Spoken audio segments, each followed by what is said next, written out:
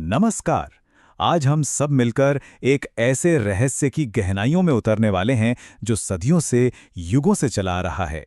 ये कहानी है एक ऐसी दिव्य शक्ति की जिसके होने का एहसास आज भी किया जाता है।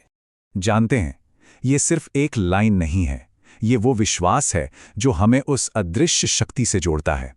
एक ऐसा यकीन कि हर युग में धर्म की रक्षा के लिए एक संरक्षक हमेशा मौजूद रहता है। तो चलिए इस रहस्यमयी कथा की शुरुआत करते हैं। ये सवाल सिर्फ एक बच्चे का नहीं, बल्कि हम में से हर उस इंसान के मन का है जो आस्था और तर्क के बीच अपने जवाब खोज रहा है।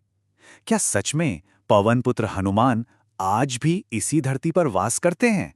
देखिए, हमारे ग्रंथों और पुरानी कथाओं के हिसाब से इस सवाल का जवाब किसी शहर की भीड़-भाड़ में नहीं, बल्कि उन ऊंचे शांत पहाड़ों के एकांत में मिलता है, जहां कहते हैं कि आज भी देवताओं का वास है।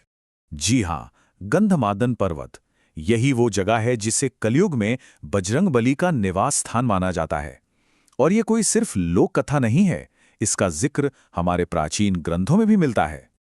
आप देखिए, श्रीमद् भागवत से लेकर वेद व्यास जी के महाभारत तक में इस पर्वत का वर्णन किया गया है। महाभारत में तो वो मशहूर किस्सा भी है जब पांडु पुत्र भीम और हनुमान जी की भेंट हुई थी।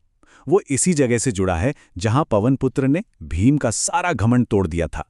और हनुमान जी की इस मौजूदगी का सबसे बड़ा कारण है उनका चिरंजीवी होना। उन्हें प्रभु श्री राम और माता सीता से ये वरदान मिला था कि वो कलयुग के अंत तक धर्म और भक्तों की रक्षा के लिए इसी पृथ्वी पर रहेंगे। मतलब उनका अस्तित्व एक दिव्य आदेश है, एक बहुत बड़ी जिम्मेदारी है।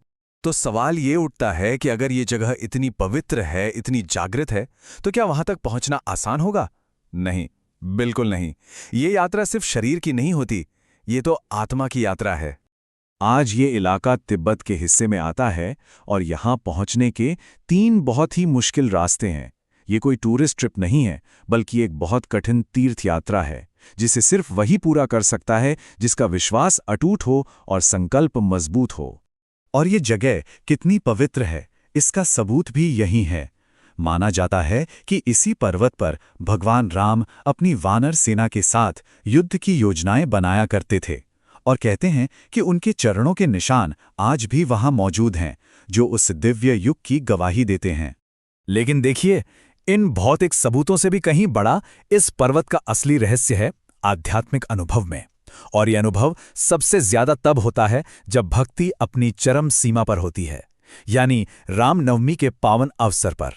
एक बहुत पुरानी कथा है कि एक बार रामनवमी के दिन ही कुछ बुरी आसुरी शक्तियों ने एक गांव को तबाह करने की ठान ली।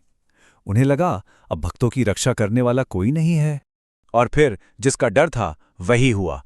जश्न के बीचों बीच अचानक आसमान काला पड़ गया, जोर की आंधी चलने लगी, बिजलियां कड़कने लगी। ऐसा लगा मानो पूरी प्रकृति किसी आने वाले खतरे का संकेत दे रही हो। बच्चों के रोने की और बड़ों की चीखों की आवाजों से पूरा गांव कांप उठा। उनकी आस्था, उनका विश्वास डगमगाने लगा। उन्हें लगा कि शायद उनकी प्रार्थनाएं सुनी नहीं गईं। लेकिन कहते हैं ना, जब विश्वास की परीक्षा होती है तभी चमत्कार भी होता है। उसी डर और अंधेरे के बीच मंदिर के ठीक ऊपर बादलों में एक बहुत बड़ी विशाल आकृति उभरी, जिसे देखकर सबकी सांसें थम गई। और फिर उस आकृति से एक ऐसी गर्जना गूंजी जिसने न सिर्फ उन आसुरी शक्तियों के इरादों को चकनाचूर कर दिया, बल्कि भक्तों के दिलों में विश्वास को फिर से जगा दिया। ये उनके अदृश्य रक्षक का भरोसा था। अगली सुबह सब कुछ शांत था, तूफान जा चुका था।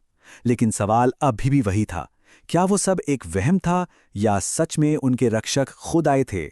गांव के एक बुजुर्ग ने मुस्कुराते हुए बस इतना कहा, और यही इस पूरे रहस्य का सार है कि दिव्य शक्ति को इन आंखों से नहीं, बल्कि आस्था की आंखों से देखा जाता है। जिसने विश्वास किया उसने दर्शन कर लिए। उस पूरी घटना का कोई बहुत बड़ा सबूत नहीं था, सिवाय एक बच्चे के कंधे पर लगे सिंदूर के एक छोटे से निशान के। ये एक निजी संकेत था, एक खामोश आशीर्वाद, जो ये बताने के लिए काफी था कि रक्षा हो चुकी है। तो आखिर में बात यह है कि हनुमान जी की उपस्थिति को साबित करने के लिए शायद किसी सबूत की जरूरत ही नहीं है।